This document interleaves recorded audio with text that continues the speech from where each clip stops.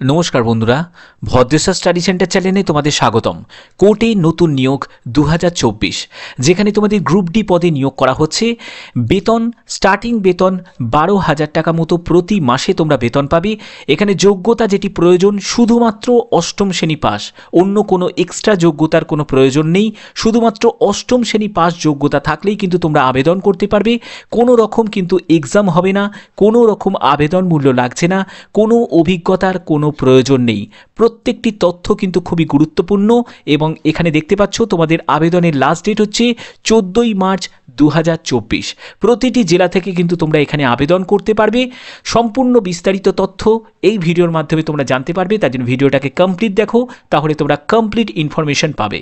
তো মূল ভিডিওতে যাওয়ার আগে প্লিজ একটাই রিকোয়েস্ট, চ্যানেলটাকে অতি অবশ্যই সাবস্ক্রাইব করে বেল আইকন অল করে রেখো এবং ভিডিওটাতে এখনই একটা লাইক করে দাও। তো চলো মূল ভিডিওতে চলে যাচ্ছি। তো বন্ধুরা, আমি পিডিএফটা ওপেন করে নিয়েছি। আজকের একটা লেটেস্ট একটি নিউজ, যেটি হচ্ছে যে কোর্টে তোমাদের গ্রুপ ডি পদে নিয়োগ করা হচ্ছে।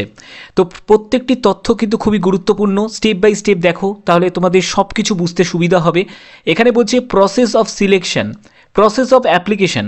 তো এখানে তোমাদের বলে রাখি, তোমাদের যে কোর্টে তোমাদের নিয়োগটি করা হচ্ছে সেটি হচ্ছে যে দ্য অফিস অফ ডিস্ট্রিক্ট জাজ, নর্থ 24 পরগনা, বারাসাত যে কোর্ট, সেই কোর্টে নিয়োগ করা হচ্ছে। এখানে প্রতিটি জেলা থেকে কিন্তু তোমরা আবেদন করতে পারবে, এ ব্যাপারে তোমাদের কোনো অসুবিধা নেই, ঠিক আছে। তো এখানে তোমাদের কবে থেকে আবেদন শুরু হয়েছে, সেটি আবেদন হচ্ছে 28শে ফেব্রুয়ারি থেকে তোমাদের আবেদন শুরু হয়েছে।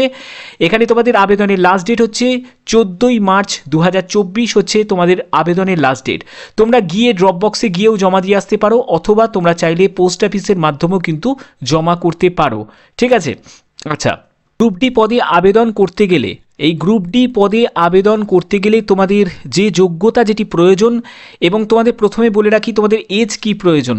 এজের ব্যাপারটা আগে ক্লিয়ার করে দিই। এজের যেখানে প্রয়োজন সেটি হচ্ছে একটি রিটায়ার্ড পারসন, মানে দেখো দুটো পার্ট ভাগ করা আছে। একটা রিটায়ার্ড পারসনদের জন্য তারা মানে আবেদন করতে পারবে, যারা রিটায়ার্ড পারসন। তোমরা জানো রিটায়ার্ড পারসনদের আবার নতুন করে কিন্তু রিক্রুট হয়, তো তারা আবেদন করতে পারে। এবং যারা যারা ফ্রেশার ক্যান্ডিডেট মানে হচ্ছে তোমরা যে আবেদন করবে, তোমাদের ক্ষেত্রে এজ লিমিট হচ্ছে 18 থেকে 40 বছর। 18 থেকে 40 বছর 31/1/2024 হিসাবে তোমাকে এজ ক্যালকুলেট করতে হবে। এখানে তোমার 18 থেকে 40 বছরের মধ্যে তোমার বয়স হতে হবে, তাহলে তুমি আবেদন করতে পারবে। ফ্রেশার ক্যান্ডিডেট মানে হচ্ছে তোমরা, ঠিক আছে। আচ্ছা, এখানে বেতন কত টাকা পাবে? যারা যারা রিটায়ার্ড পারসন যারা আবেদন করবে তাদের ক্ষেত্রে 8,000 টাকা প্রতি মাসে তারা বেতন পাবে। আর তোমরা কত টাকা বেতন পাবে? যারা ফ্রেশার ক্যান্ডিডেট তারা হচ্ছে 12,000 টাকা প্রতি মাসে তারা বেতন পাবে, ঠিক আছে। আচ্ছা, এরপরে দেখো যে ডকুমেন্টসগুলো তোমাদের অ্যাপ্লিকেশন ফর্মের সাথে অ্যাটাচ করতে হবে, সেই ডকুমেন্টসগুলো বুঝে নাও। দেখো, ডকুমেন্টস হিসাবে তোমাদের বলছে অ্যাপ্লাই ইন প্রেসক্রাইব ফরম্যাট, অর্থাৎ এখানে একটি অ্যাপ্লিকেশন ফর্ম আছে, সেই ফর্মটাকে তোমাকে ফিল আপ করতে হবে। তারপরে তোমাদের যেসব ডকুমেন্টসগুলোকে অ্যাটাচ করতে হবে, প্রথম যে ডকুমেন্টস সেটি হচ্ছে এডুকেশন সার্টিফিকেট বা মার্কশিট। তো সেক্ষেত্রে বলে রাখি, যারা অষ্টম পাস যোগ্যতা যেসব আবেদন যারা যারা করবে, যাদের 8 পাস সার্টিফিকেট আছে বা মার্কশিট আছে, তারা 8 পাস সার্টিফিকেট বা মার্কশিট দিয়ে দেবে। যারা মাধ্যমিক পাস করেছো তারা কি করবে? তারা করবে 10th সার্টিফিকেট তোমরা দিতে পারো, ঠিক আছে। 10th পাশে তোমরা সার্টিফিকেট তোমরা দিতে পারো, কোনো অসুবিধা কিন্তু হবে না। এরপরে তোমার লাগছে হচ্ছে ফটো আইডেন্টি প্রুফ, সেখানে ভোটার আইডি, আধার কার্ড, ড্রাইভিং লাইসেন্স, তো যে কোনো একটি তোমরা কিন্তু দিতে পারো। এরপরে তোমাদের প্রুফ অফ রেসিডেন্সিয়াল অ্যাড্রেস, সেটার জন্য তোমরা আধার কার্ড দিতে পারো, আধার কার্ড, ঠিক আছে। আধার কার্ড এগুলো সবই জেরক্স করে কিন্তু সেলফ অ্যাটেস্টেড করতে হবে। প্রুফ অফ এজের জন্য নয় তোমরা ডেট অফ বার্থের সার্টিফিকেট দিতে পারো, না হলে মাধ্যমিকের তোমরা অ্যাডমিট কার্ড বা সার্টিফিকেট তোমরা দিতে পারো। ওকে, এই জায়গাগুলো ক্লিয়ার। আচ্ছা, এরপরে দেখো, তোমার যদি এক্সট্রা কারিকুলার অ্যাক্টিভিটি যদি সার্টিফিকেট থাকে, মানে যদি কম্পিউটার কোনো সার্টিফিকেট থাকে সেটা দিতে পারো, যদি না থাকে তাহলে প্রয়োজন নেই। এই জায়গাটা যেটা পিপিও নাম্বার, সেটা রিটায়ারমেন্ট এমপ্লয়ির জন্য, এটা তোমাদের জন্য নয়, আমি এটা ক্রস করে দিলাম। ওকে, আচ্ছা ঠিক আছে। আচ্ছা, এখানে তোমরা ফর্মটা কিভাবে ফিল আপ করবে সেটি একবার বুঝে নাও। তো প্রথমে এবং তোমাদের এখানে প্রথমে তোমার নামটাকে ক্যাপিটালে লিখলে, তো ফাদার নেম তোমাকে এখানে লিখতে হবে, জেন্ডার মেল না ফিমেল সেটি লিখতে হবে, রেসিডেন্সিয়াল অ্যাড্রেসটা দিতে হবে, ন্যাশনালিটি ইন্ডিয়ান দেবে, মোবাইল নাম্বার দেবে, মেল আইডি দেবে, ডেট অফ বার্থ তোমাদের দেবে। তারপরে 31/1/2024 হিসাবে তোমার বয়স কত হচ্ছে সেই বয়সটা কিন্তু ইয়ার, মান্থ এবং ডেজে কিন্তু তোমাদের লিখতে হবে। এডুকেশন কোয়ালিফিকেশন সেটিকে তোমাকে দিবে, যেহেতু অষ্টম শ্রেণী পাস যোগ্যতা তুমি সেটিকে তোমাকে এখানে মেনশন করতে হবে। এবং এক্সট্রা কারিকুলার অ্যাক্টিভিটি, তো এখানে যদি তোমার কোনো কম্পিউটারে কোনো যোগ্যতা থাকে সেটি তুমি দিতে পারো, বা কোনো রকম এক্সট্রা কোনো রকম যোগ্যতা যদি থাকে তাহলে সেটি তুমি অ্যাটাচ করতে পারো, যদি না থাকে কোনো প্রয়োজন নেই। এবার ল্যাঙ্গুয়েজ নোন, তো এখানে তোমাদের বলে রাখি ল্যাঙ্গুয়েজ নোনের ক্ষেত্রে এখানে বেঙ্গলি কিন্তু ভাষার ব্যাপারে কিন্তু ফোকাস করা হয়েছে। তো সেক্ষেত্রে তোমাদের বাংলা ল্যাঙ্গুয়েজ, যদি ইংলিশ ল্যাঙ্গুয়েজও যদি জানো তো সেক্ষেত্রে তুমি লিখে দিতে পারো, অসুবিধা নেই। এরপরে বলছে যে এই জায়গাটা রিটায়ারমেন্ট যারা এমপ্লয়ি আছে তাদের ক্ষেত্রে তোমাদের জন্য কিছু করার নেই এই জায়গাটা, তো এই জায়গাটা তোমাকে কিচ্ছু ফিল করতে হবে না, বুঝে গেছো? আচ্ছা, এরপরে হচ্ছে কি করবে, এখানে জাস্ট সই করবে, সই করার পরে এখানে ডেটটা দেবে, ঠিক আছে? আর যে তোমাদের বললাম যে ফর্ম মানে ফর্মের সাথে অ্যাটাচ করে যেসব ডকুমেন্টসগুলো, তো সেইগুলো কিন্তু তোমাকে অ্যাটাচ করে দিতে হবে। তো এখানে দেখো যে তোমাদের এলিজিবিলিটি ক্রাইটেরিয়াটা কি আছে। এলিজিবিলিটি ক্রাইটেরিয়া হচ্ছে must have passed standard of the 8th examination, অর্থাৎ বুঝতে পারছো শুধুমাত্র অষ্টম শ্রেণী পাস যোগ্যতাতেই কিন্তু তোমাদের এই নিয়োগটি করা হচ্ছে।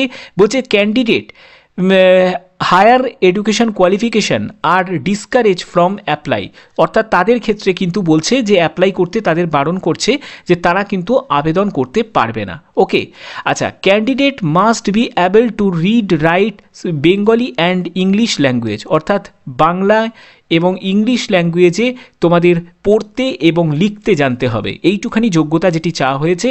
এবং must be willing the undertake the housekeeping এবং কনজারভেন্সি ডিউটিস, অর্থাৎ এইসব যে ডিউটিগুলো যেগুলো হাউসকিপিংয়ের একটা হাউসকিপিংয়ের যেরকম কাজ থাকে সেই রকম কিন্তু গ্রুপ ডি স্ট্যান্ডার্ডে তোমাদের কিন্তু কাজ মানে করতে হবে। ওকে, আচ্ছা,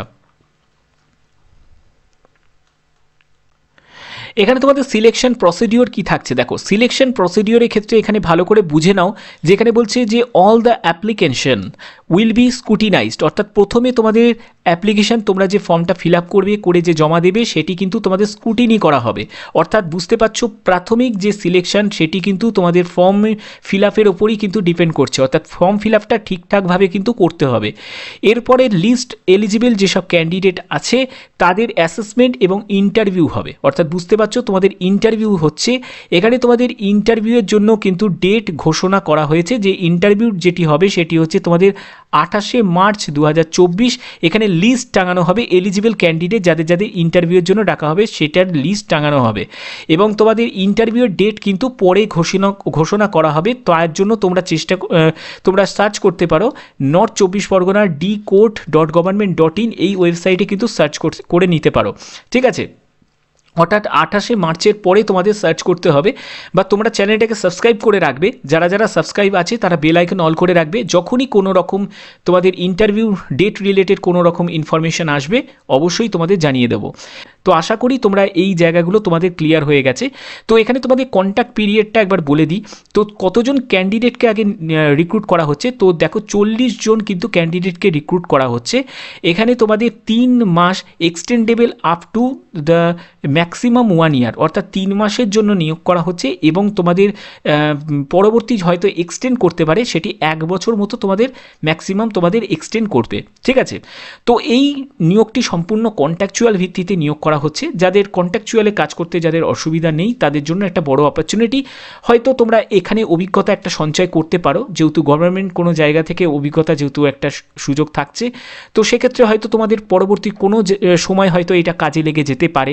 তো সেক্ষেত্রে আমি বলবো, যদি তোমাদের এই যোগ্যতা এবং সব কিছু যদি ঠিকঠাক করে তোমরা যদি বিচার বিবেচনা করো তাহলে কিন্তু আবেদন করতে পারো। তো আশা করি তোমাদের ভিডিওটার মাধ্যমে আমি কমপ্লিটভাবে ইনফরমেশন দিয়েছি এবং বুঝিয়ে দিয়েছি তোমাদের কিভাবে আবেদন করতে হবে। তো এরকমই ভিডিও পাওয়ার জন্য অতি অবশ্যই চ্যানেলটাকে কিন্তু সাবস্ক্রাইব করে বেল আইকন অল করে রেখো। তো আজকের মতো এইটুকুই, টাটা।